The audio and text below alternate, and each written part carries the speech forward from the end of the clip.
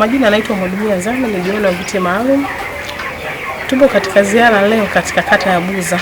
Lengo na nia na madhumuni kuja kuona wanufaika wa mikopo ya 10% inayotolewa na halmashauri ya manispaa ya Temeke chini ya uongozi wetu Mama Samia Suluhu Hassan. Kiukweli tumeweza kutembelea vikundi kama ilivyotambulishwa. 4% ni makundi matatu ambao wanawake, vijana na makundi maalum kwa maana ya wenye ulemavu, na yote yameweza kunufaika. Tumeweza kuona katika kata ya Buza wameweza kunufaika takriban milioni 400 imeweza kufika katika makundi haya. Tumeweza kuona vikundi vya vijana ambao ni wafugaji, tumeweza kuona vikundi vya walemavu ambao wanajishughulisha na masuala mazima ya kutengenezaji wa aluminium, lakini tumeona wamama wanatengeneza mikoba. Hii yote wanaweza kujikwamua. Kiukweli tuchukue nafasi hii kumpongeza Mheshimiwa Rais kwa kazi kubwa anayoifanya.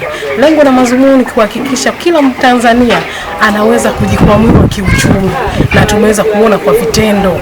Tumeona wamama wajasiriamali ambao wanaweza kushona mikoba mizuri kiasi kwamba ambao mtu yote anaweza kuibeba, hawezi kujua kwamba mama hawa ndio mikoba hii imeweza kutengenezwa na watu kutoka Buza au ni ya Kitanzania.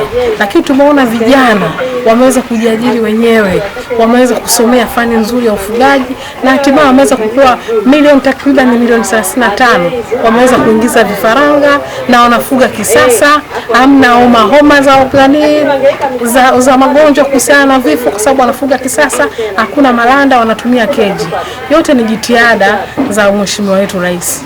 Lakini tumeona walemavu wameweza kuguswa, wanajishughulisha na masuala mazima ya ufundi wa mageti aluminium kwa maana ya madirisha, lakini wanafatua matofali, walemavu wanafanya kazi kila aina na wamefika mbali zaidi. Mpaka sasa hivi wamefika hatua wameweza kujisajili na mfumo wa tausi, na halmashauri inaweza kurudi tena kwao kwenda kuchukua miradi inayojengwa katika maeneo yetu ya wilaya ya Temeke, hususan ni ya kiserikali. Wanaweza kuchukua tenda ya ujenzi, wanaweza kuchukua tenda kwa ajili ya kuweka madirisha, wanaweza kuchukua tenda kufanya kadha wa kadha.